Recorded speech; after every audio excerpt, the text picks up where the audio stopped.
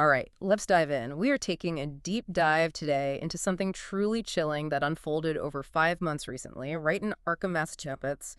And this isn't speculation. We've got primary sources here, mostly from the Arkham Gazette, laying out this escalating, really inexplicable disaster that focused on one single family, the Gardners. That's right. And it's fascinating in a terrifying way how these things often start. You look back at the records and it began on what seemed like just a normal family farm. Sentinel Hill. Pretty quiet place. But their whole reality got turned upside down very quickly. We've managed to piece together a pretty complete timeline, almost day by day, of what the paper started calling the color. The Gardners, yeah, Nahum, Abigail, their three sons, they were, the heart of this, just regular dairy farmers known for good cider, that typical New England stoicism. And their front yard became ground zero for something that, well, it threw everything terrestrial science thought it knew right out the window. Exactly. So our mission here isn't just to tell the story again. It's really to trace the entire life cycle of this entity. We need to pull apart the scientific anomalies, the awful psychological toll it took, and frankly, the massive failure of the system, the bureaucracy, to contain something so utterly alien.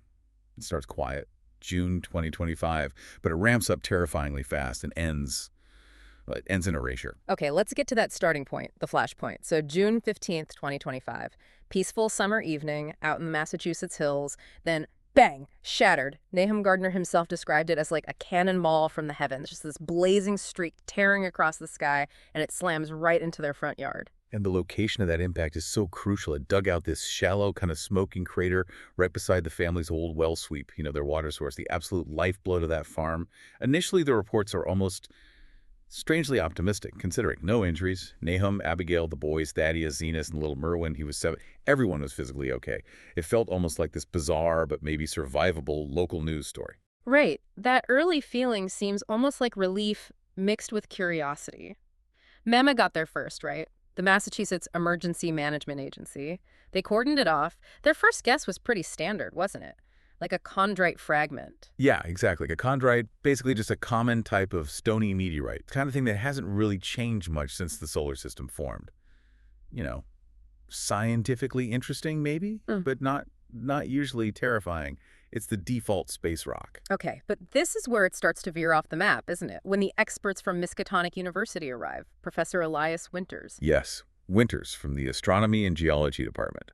This is where the observations start getting really weird really fast. MEMA had missed the truly anomalous signs. So tell me about the object itself. What did Winters notice that the first responders didn't? Well, first, just the physical description was off. Nahum mentioned it was glowing a bit like embers in a forge, and it stayed hot way longer than it should have. Okay, strange. Then, it was highly magnetic, which, some meteorites are. But the kicker was, it seemed to actively resist spectroscopic analysis. Violently resisted was the term used. Violently? What does that even mean? Like, it fought back, or just the readings made no sense? And spectroscopy, that's shining light on it to see what it's made of based on the light signature, right? Exactly right. Spectroscopy is fundamental. Every element gives off a unique light fingerprint. Think of it like a barcode. But the Miskatonic team, they couldn't get a coherent signature from this thing. It was almost like the material itself was absorbing the light, or maybe warping it, in ways that just didn't line up with any known element on the periodic table.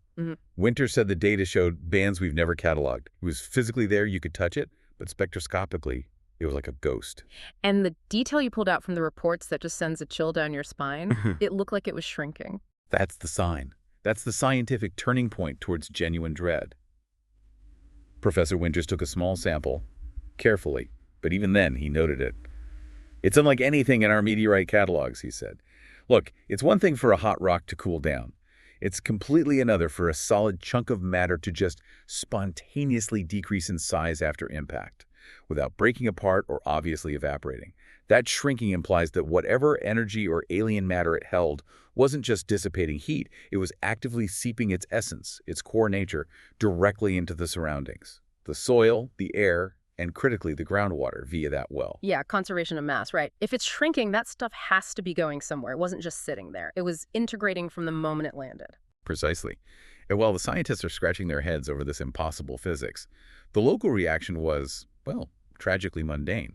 MEMA puts up some yellow tape, starts doing some precautionary groundwater tests near the well, but the Gardners, In this kind of classic, almost stubborn New England way, maybe denial, they actually planned a farm stand barbecue for that weekend to show everyone things were okay. Wait, hold on.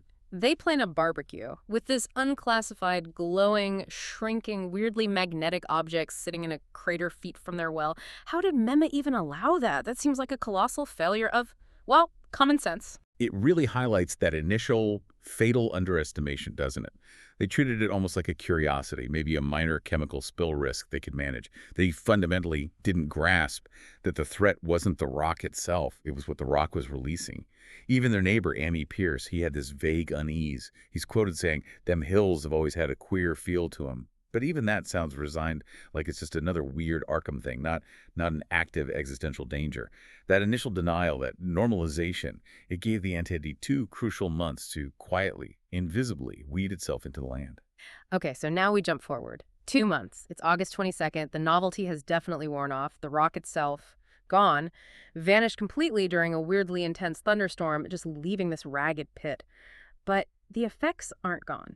Not at all. They've spread. That eerie glow isn't just in the pit anymore. It's described as this faint, almost imperceptible haze hanging over Sentinel Hill. Yes, this is the absolutely critical transition. Phase 2. The entity's essence, that non-terrestrial energy, whatever it is, it's moved.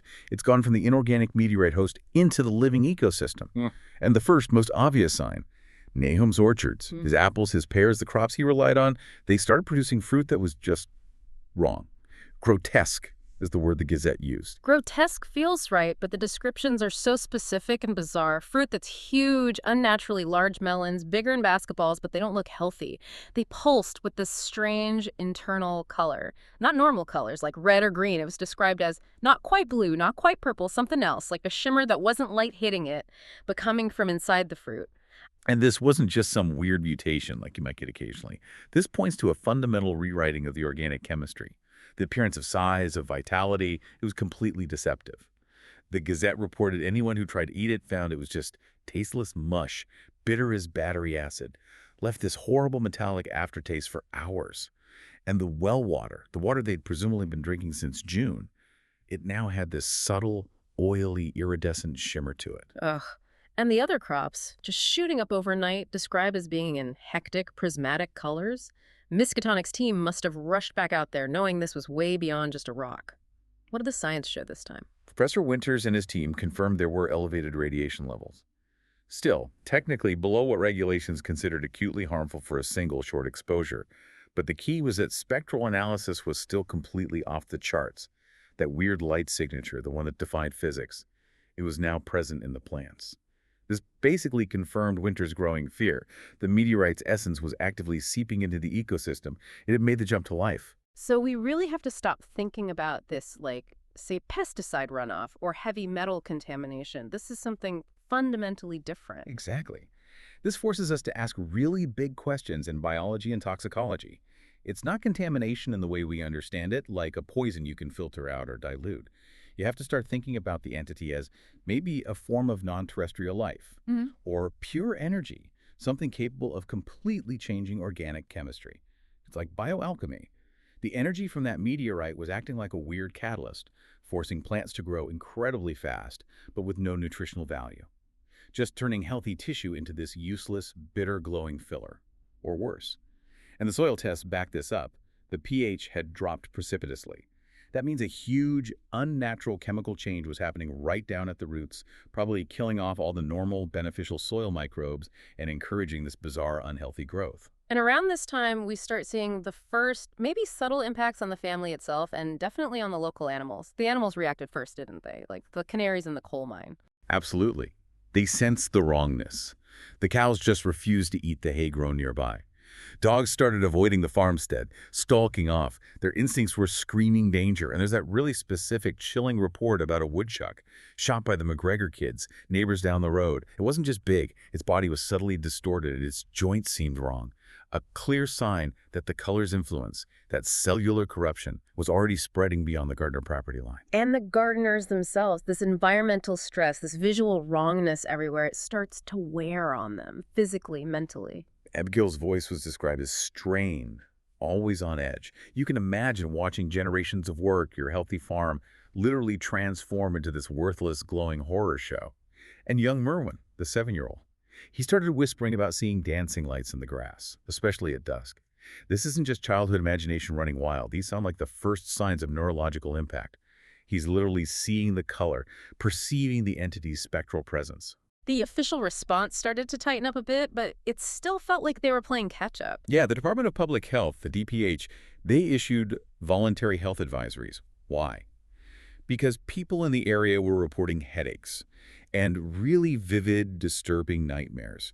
More signs of low-level exposure, perhaps airborne or through the water further afield. People were clearly getting scared. You see, the community starting crowdfunding. They raised about $12,000 initially. That shows the neighbors recognized the gardeners were facing financial ruin, even if the state was still treating it like some kind of manageable environmental issue. But Nahum, he still wouldn't leave, still refused. That kind of fatalistic hope, it's just heartbreaking. It really is. They were third-generation farmers on that land. For Nahum, leaving was probably unthinkable. He clung to this desperate and, frankly, scientifically baseless idea that maybe the coming winter cold might kill it off. He was prioritizing his connection to that specific patch of land over the visible, escalating danger to his family. Believing the land was sick, maybe? Yeah. Not actively predatory, and that refusal to evacuate. It gave the entity all the time it needed to move into its next, much more terrifying phase. Contamination was ending. Assimilation was beginning. Okay, now the timeline really speeds up, and the threat gets personal, brutally personal. By October, this isn't just about weird crops anymore. The entity, the color, it starts directly attacking higher life forms. This is full-blown biological assimilation. The Arkham Gazette reports from mid-October onwards. They're just devastating. Nahum reported huge livestock losses. 8 of his prize Holstein cows dead or dying. And their hides, mottled with that same sick, unearthly sheen they saw in the plants. But now the effects were acute, lethal. The chickens were reportedly reduced to mere skeletal husks.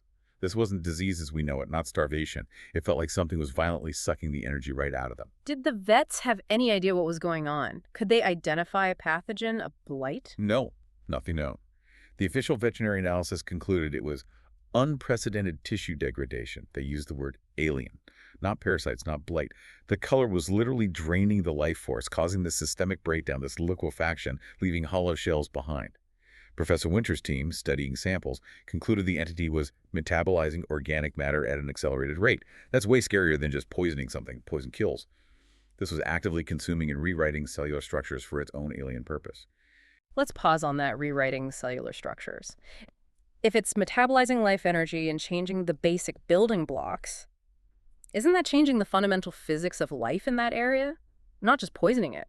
That completely shifts how agencies like the CDC should have been thinking about it, doesn't it? It absolutely does. It elevates it from a public health issue, treating a disease, to an existential one. Treating a disruption in reality itself. This thing wasn't using oxygen or carbon pathways in any way science understood. It seemed to be directly tapping into the energy that animates life. And almost simultaneous with these livestock deaths, the human symptoms started becoming undeniable. Abigail Gardner. She started suffering for weeks with these phantom pains. Doctors initially wrote it off as stress, maybe psychosomatic, sharp migrating aches. But then you hear from Amy Pierce, the neighbor who is still close by. He admitted his own joints started to ache like they've been painted wrong. That description, painted wrong. It suggests something deeply unnatural. And it confirms the spread wasn't just through the well water. It had to be airborne or some kind of residual energy field affecting the whole valley. Yeah, that confirmed Winter's worst fears. He became absolutely grimly determined. He urgently advised immediate evacuation for the whole family. He recognized this had crossed a line from environmental hazard to an active biological predator that was now consuming people. But again, the bureaucracy. Funding for a forced relocation or comprehensive support just stalled. The system, designed for known threats, was simply too slow, too rigid to react effectively to something so completely outside its categorization. And then the moment that fractures everything, November 7th, little Merwin, the 7-year-old, vanishes. It's gone. Silently, overnight.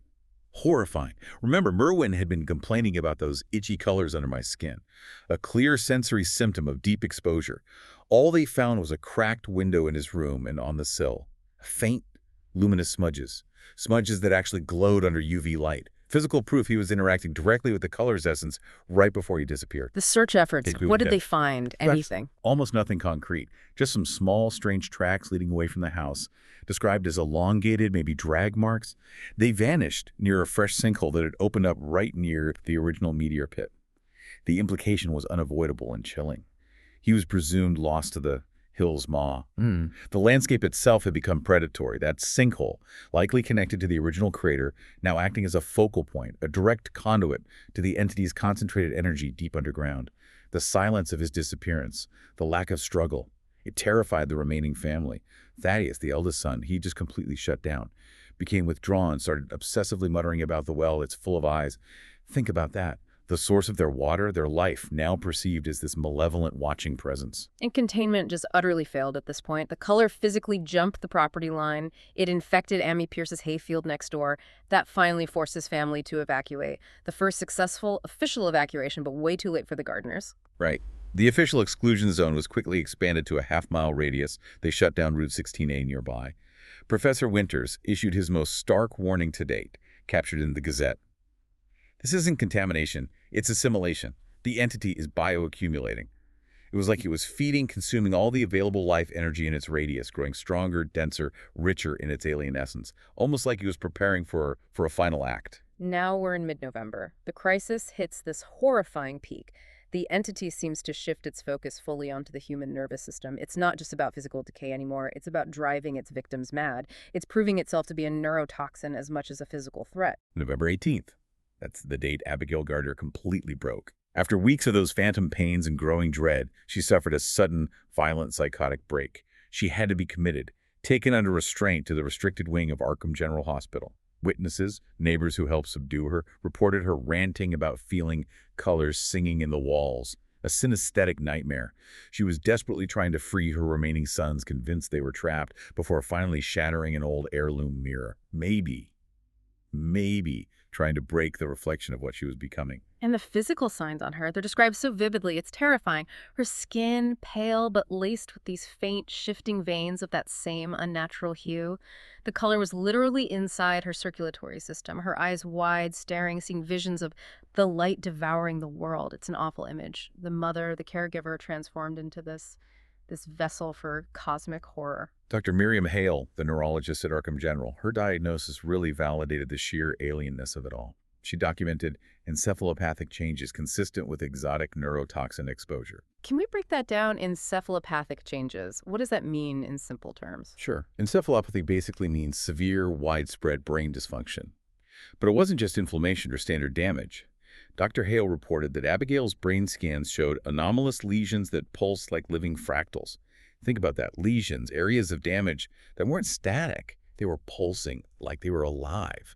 And shapes like fractals, those complex, repeating geometric patterns. It suggests the brain tissue itself was being actively reorganized, remade into something structured, dynamic, alive, but utterly non-human. So the medical response was basically desperation, wasn't it? They tried experimental chelation therapy and something called spectral blockers for miskatonic. Exactly. Chelation therapy is usually for removing heavy metals, like lead poisoning.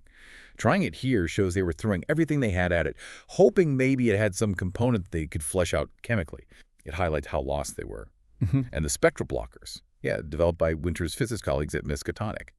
These were basically highly specialized goggles, maybe filters too, tuned to try and block the specific weird wavelength of light the color emitted. They were trying to shield the visual cortex, acknowledging this thing operated on a sensory, almost vibrational level, not just purely chemical. This incident with Abigail, her committal, that finally kicks things into high gear at the federal level, right? But maybe still too late. FEMA, CDC, EPA all swoop in. Yeah, the feds finally arrived in force. FEMA, the CDC, the EPA, they immediately expanded the exclusion zone way out to 2 miles. Mandatory evacuation within that zone. And the reason for that huge jump was the water, wasn't it? The water. Groundwater tests finally confirmed widespread infiltration. The color had leached down deep into the main aquifer that supplied several downstream villages. Hydrants were showing just a faint, subtle iridescence when flushed. This wasn't just the Gardners' well anymore. It was a potential regional catastrophe. Dr. Raj Patel, an EPA hydrologist, apparently gave a really chilling warning at a town hall meeting. He said, boil advisories are insufficient. That sounds like a massive admission of failure for the EPA, doesn't it? Huge. It basically means their standard playbook was useless. Boiling water kills bacteria, viruses. It removes some chemicals. But this thing, Patel stated the entity was deemed adaptive. It could somehow slip right through standard water treatment processes, filtration, even boiling. Now connect that to those earlier Miskatonic memos that got leaked later, hinting at non-terrestrial biochemistry. The horrifying implication is that the entity doesn't just contaminate, it might actually change its molecular nature to bypass our defenses. It was acting like this intelligent, adaptive, liquid contaminant designed purely to spread. And while Abigail is locked away in the hospital, literally pulsating with this alien energy, what about the sons still at the farm? Thaddeus and Zenas. Completely traumatized, breaking down. Thaddeus, who's 15, just withdrew entirely, started obsessively sketching these intricate mandalas, complex circular patterns, clear sign of psychological distress, trying to impose order on chaos. And he was suffering auditory hallucinations, hearing things that weren't there. And Zenas, the younger one, 13, he showed maybe the most visceral physical symptom yet. He refused to eat solid food after violently vomiting what was described as a literal thread of light. A thread of light? You mean like physical light? As described, yes. It suggests the energy extraction process was becoming physical, tangible. The entity was so deeply integrated into his system that it was being expelled somehow in this raw, energetic form. Unbelievable. And through all this, Nahum, still there, showing the first faint physical signs himself, those weird discolorations on his hands, but still refusing evacuation, still clinging to that farmhouse. He was a man under siege, psychologically and physically. Trapped by duty, by love, by this desperate need to protect what was left. "Ain't leaving without my boy," he reportedly told officials, meaning Merwin. Or what's left of Nabby, referring to Abigail. He was making this tragic last stand against something that was literally consuming the life force of his family, his animals, his land. He was just delaying the inevitable, really, allowing the entity the time it needed to complete its cycle on him, too. So we arrive at the end, late November, just before Thanksgiving. The final grim conclusion for Nahum Gardner and for the farm itself. November 28th. A National Guard team, part of the expanded federal presence, finally breached the farmhouse. They'd been alerted by Amy Pierce, actually. He'd seen strange lights from his now-distant property and made a frantic call. They found Nahum in the attic. And he wasn't just dead. The reports used the word husk. He was completely desiccated, brittle like ash, utterly drained of all moisture, all energy. A horrifying tableau of the Blight's final victory. And the farmhouse itself, the interior descriptions are like something out of a surreal horror film. Completely transformed. It had become this silent, eerie monument to the color. Furniture was warped, twisted into these shapes that seemed to glow faintly from within. Luminous sculptures. The walls themselves were reportedly weeping this thick, viscous iridescence. And the sound. One of the soldiers described the air inside as filled with a symphony of silence. An absolute profound lack of any normal, natural sound. Just dead quiet. Nahum left a final note, scrawled somewhere. Yeah, on the attic rafters. Just a few desperate words. Comes from outside, takes all. Gone now. A final testament from the epicenter. The autopsy, which was done under extreme CDC Level 4 biohazard protocols, the highest level there, can confirm the mechanism. It wasn't poison. It was systemic liquefaction. His organs were reduced to what the report called gelatinous prisms. Gelatinous prisms. That detail is just unbearably specific. What does that even tell us about how it killed him? It suggests the cells weren't just destroyed. They were fundamentally reorganized, chemically altered into these weird, geometric, non-organic, crystalline structures. And then presumably all the bioenergy was extracted. The official cause of death. Acute xenobiological assimilation. Xeno means alien. Assimilation means absorbed, taken over. He wasn't just killed, he was consumed by alien life, leaving behind only this bizarre, reorganized matter. And this ending for Nahum, it happened almost simultaneously with Abigail's end, didn't it? Eerily simultaneous. Abigail died while being transferred to a more secure medical facility in Boston, just hours before Nahum's body was discovered. Her reported last words were simply, "The color. It's free." It sounds like she sensed its release, its departure, its purpose fulfilled. And what makes it even more horrifying is the lingering ambiguity about the other sons, Thaddeus and Zenas. They were last seen 2 nights before Nahum was found, shambling off into the woods behind the farm. Despite extensive searches, thermal imaging, ground teams, nothing. They just vanished. Their fate is officially listed as a void, just like their younger brother Merwin, presumed lost, absorbed, taken by the hill's maw, the entire family. Extinguished or assimilated by the color. And then after all that horror, the entity itself just leaves. Departs. Professor Winters, monitoring spectral readings, declared the entity has peaked, it's expended. Witnesses miles away, including Amy Pierce, described seeing this huge pillar of light shoot up from Sentinel Hill. Not white light, they stressed, but some indescribable color. It arced high into the sky and then just dissipated, vanished into the ether. And technology confirmed this departure. Yeah, satellite data picked it up. A massive thermal balloon over the area. Not an explosion, the analysts were careful to note, but more like a star birth in reverse. A sudden, huge release of energy, and then nothing. Spectral readings from the site went completely flatline almost instantly. The glow was gone. The entity, having consumed everything it could metabolize in its immediate vicinity, seemed to just retreat back to wherever it came from. It was like an indifferent harvest, followed by a completely unconcerned departure. The aftermath. Federal teams moved in fast. They razed the entire farmhouse, didn't they? Immediately. Bulldozers tore it down. Reports mentioned the timbers snapping with residual inner fire, still glowing faintly as they broke. They wanted no trace left. The EPA eventually declared the site stabilized, but the long-term monitoring plan is extensive. And Amy Pierce, the neighbor, the only one who really saw it all from beginning to end, his final testimony to the investigators sums it up. But some things ain't meant for this earth.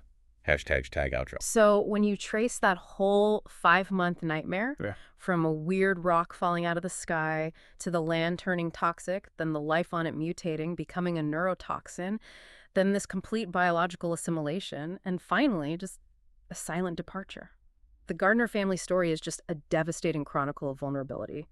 The immediate story is over for Nahum and Abigail, obviously, but the impact, like the Gazette kept saying, it feels like it's definitely not finished. Right. So what's the big takeaway here? What does the Sentinel Hill crisis really tell us about potential non-terrestrial threats? Yeah. I mean, it clearly showed this wasn't a disease, not a poison in any way we recognize. It seemed to be this force, maybe even a life form, that consumed life energy. It didn't necessarily need to kill in the traditional sense. It needed to feed. And once it had exhausted the local supply, its available resources, it just left. The whole awful sequence speaks to this terrifying cosmic indifference. The universe just watching as this color bled back to the void, leaving behind only destruction, terror, and desiccated remains. It achieved whatever its alien purpose was and moved on. And what really stands out looking back is how utterly ineffective even our most advanced resources were. FEMA, the CDC, top scientists from Miskatonic. They couldn't contain it. They couldn't even properly classify it before it had already run its course. It felt like they were always one step behind, trying to apply biological or chemical solutions to a problem that was fundamentally energetic, adaptive, and completely alien. OVE. Beyond their frameworks. That's the terrifying core truth, isn't it? The color adapted, changed, faster than our best science, our most organized agencies could even define it. And that leads us right to the final, really unsettling thought for you, the listener, to ponder. The EPA says the site is stabilized. Okay. But they also acknowledge long-term monitoring is crucial because the aquifers might hold dormant traces for decades. Now, if this color thing thrives by metabolizing organic life, what possible criteria, other than just not seeing that eerie glow anymore, could scientists actually use to know for sure if it's truly gone? Or is it just waiting? Dormant deep in the groundwater, waiting for the right conditions for new life, new organic matter to begin its cycle all over again. A silent, adaptive entity just waiting beneath the soil of Arkham. Exactly. Wait.